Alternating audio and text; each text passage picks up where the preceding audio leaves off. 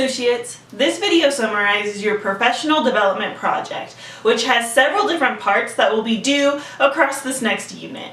Obviously, resumes are important even in this digital job search era, but there are several other things that can go into your professional development and your professional brand that we're going to work on throughout this project. The template for a cover letter and a good idea about your digital footprint will help you moving forward as you start looking for more careers and really enter the job searching market. Let's get started. You have 4 key tasks that you're going to complete during this unit. First, you will either develop or revise your resume. Even if you already have a resume, maybe you have a job already or you've, been in some internships, take this opportunity to revise what existing one you have. That could be, updating or come up with a different style, a different design, or set it up for a different area within your industry and career. For example, I have a resume that's oriented towards a lot of content marketing type of work.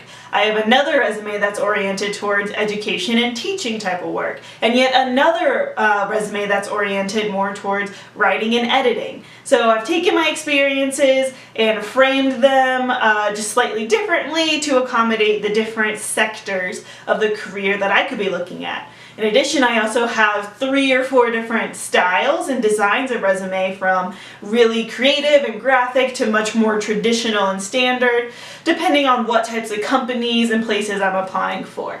Use this opportunity to come up with, a very different resume than you already have so that you're prepared moving forward. The more work you put in now, the easier it will be to just apply for jobs when that time comes. Secondly, you will write a cover letter tailored to a real position that you find through, you can look at LinkedIn Jobs, Indeed, the Career Center, the newspaper, but make sure you pick a real position that you would want to apply for once you graduate. Don't use just sort of a, job now. Use this opportunity to create a good template and cover letter that could be used for your sort of dream and goal career. You could also tailor this to an internship that you actually want to apply for. This cover letter can provide, a template of those key experiences and stories that you're going to want to incorporate and share when it comes time post-graduation to find that next step and join that career. Next, we'll move to the online space with your LinkedIn profile. LinkedIn is pretty straightforward. It really is a digital copy of your resume. However, you have more opportunity to include links to projects and examples. You can expand on a lot of your experiences. You're able to do almost a little bit of SEO and make sure you have those keywords so people can search you, can find you, so that you'll come up in recruiter searches and they can reach out to you with positions.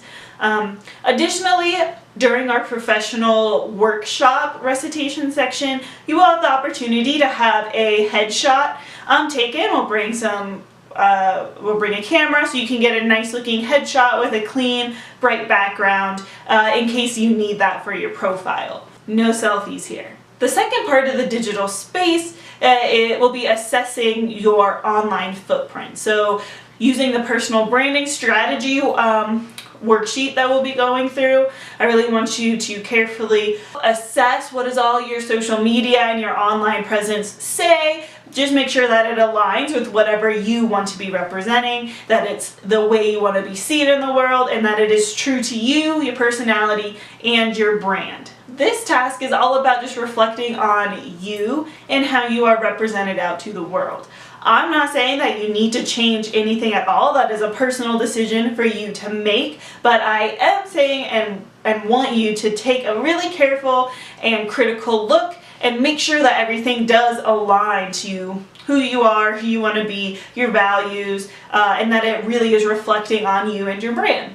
Then the last task will be completing a mock interview, which we'll have a guest speaker talk to you a lot more about when the time comes. You are expected to adhere to our writing, organization, and macro and micro editing principles that we're learning about this semester to express your professional identity, goals, and skills. I expect a good faith effort to critically assess, understand, and express the skills and experiences that you have that you feel make you qualified for the careers and jobs that you want someday. If there are, holes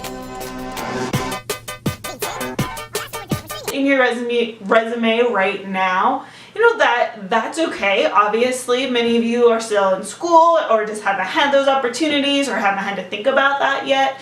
But if there are holes in your resume, I, want to make sure that you see those and that you start thinking about how you could fill in those gaps with experiences, whether you realize you need to join a club to get some, leadership or organizing, or if you need to start really applying for internships. Whatever, maybe you need to create more, personal projects and hobbies that you can showcase in a portfolio, whatever it might be. Use this opportunity to really truly lay out what experience do you have, what do you look like on paper, and what can you do to make yourself that much stronger when it comes time to really be out on the job market. I also expect you to treat, this resume, the cover letter, and your mock interview seriously. Pretend that I am a hiring manager. What would you present to me if I had the dream job that you want? Persuade me that you deserve. No, convince me that I would be a crazy fool not to give you an interview based on the documents that you turn in. So let's go over some of the minimum required elements for each of your tasks. So first, you have the resume, which is 25 points. And then at the end, you will be turning in that LinkedIn profile, and that is worth 10 points. And each of your resume and your LinkedIn profile need to have a personal summary statement. Your LinkedIn profile will have a much longer summary statement. So definitely use the extra space to your advantage. You need to provide some contact information. Keep in mind that, today it's less of a thing to provide like your address. You can simply provide your email. Your LinkedIn is a good thing on your resume to put in the contact information, any portfolio, and just best ways to get a hold of you. Your education somewhere on the page. Fill out your experience, professional as well as any other experiences that are relevant, and then of course the key skills. As far as the cover letter, which is worth 20 points, you need to have the contact information for you and the company, specificity and who you address the letter to. So don't just settle for the to whom it may concern. Take the time to actually find somebody or a specific position at least to address this letter to, and then 3 paragraphs of relevant information. So make sure you get 3 paragraphs in there. The mock interview is 30 points, and it is a little bit involved. So, you need to make sure to record your mock interviews, obviously, with the big interview software. So you're going to need to set up an account and go through the steps and processes on that. And we have step-by-step instructions to help you record it. Then secondly, you're going to share your video. So once you've recorded your saved answers, you're going to share it with your assigned partner that you will have you will have gone in a recitation. So I'll have some time to find a partner, exchange contact information. And so you'll have to make sure to share that video with them. Okay, so then when you get the videos that you recorded and completed and shared with your partner, you're going to watch them and pay attention to both the verbal and the nonverbal aspects. We're talking about their tone and the way they speak, as well as their answers and any gestures. Think about their background, their attire, their overall demeanor. So really go for, yes, the answers, the tone, the content, how well they answered the questions, as well as every other non-verbal aspect in interpersonal communication that you might pick up on if you were actually, speaking with this person. Then you're just going to complete the review portion. with at least 2 to 3 sentences. So just make sure you get that in there, and you will come to class on Friday, March 8th. So that recitation, you'll meet with your partner in person so you can share and reflect. And then the last thing is just the personal brand strategy.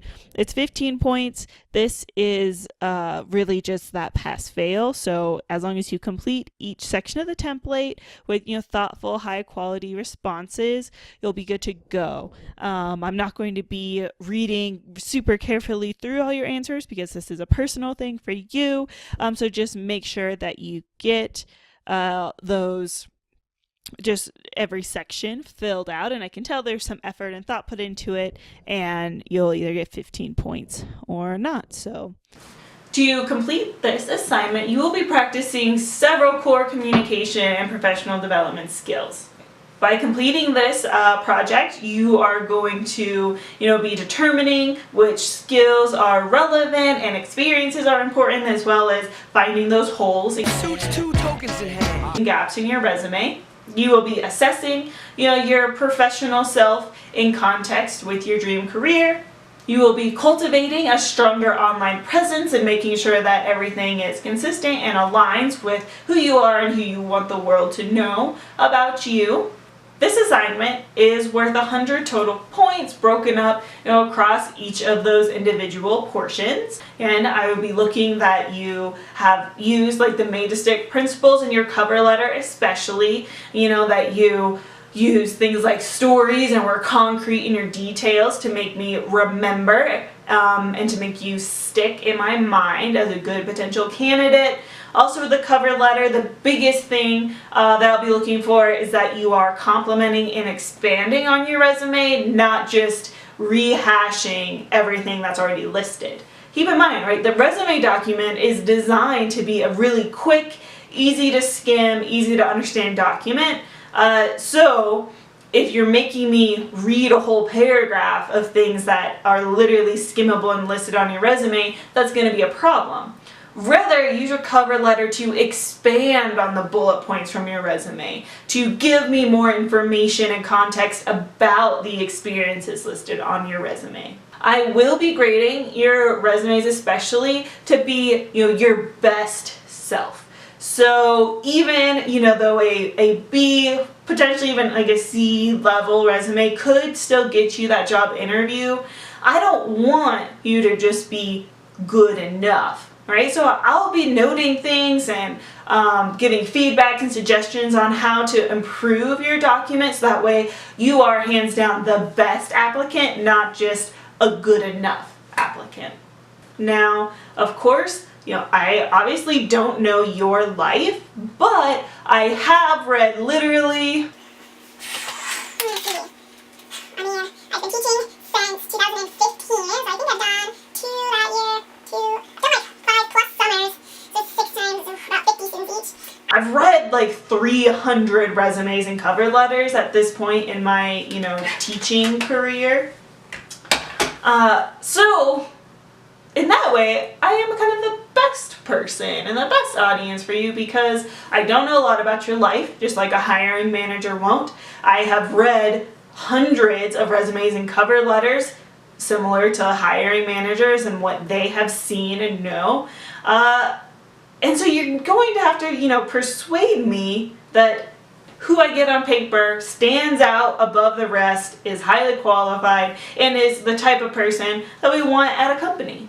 So the best way to really stand out and rise to that A-level type of resume is to have a really well-designed, so not too much clutter, make it easy for me to find all that key information, a really informative, so make sure the information on there is relevant and I can see how you would help me and my company in the position you're applying for, and that it does reflect really strong professional experiences that you have. LinkedIn is just so, my LinkedIn is listed all over the syllabus and Canvas, so make sure that you connect with me so that way I can go look at your assignment.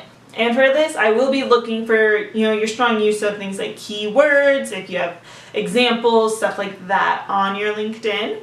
Now, your personal branding strategy, as I mentioned, will be graded just on a pass-fail basis. The personal branding strategy is a personal document. And so I'm not going to be reading through your content very carefully because I want you to be, you know, honest with yourself when you're writing this down and not, you know, worried about me reading, you know, some of it. So this is pass fail, and basically what I'm going to do, I'm just going to quickly skim through your document to make sure that you have completed each section with, you know, a good amount of effort is there, that, you know, you didn't just fill in a couple words, but it's evident to me that you put some time, effort, and thoughtfulness into the answers. Do that, boom, easy points. Now when grading that mock interview, you really was be looking at how, you know, well you were answering these questions, what was your presentation like, your demeanor, your tone, and how well you were able to bring up stories and experiences to adequately answer the questions.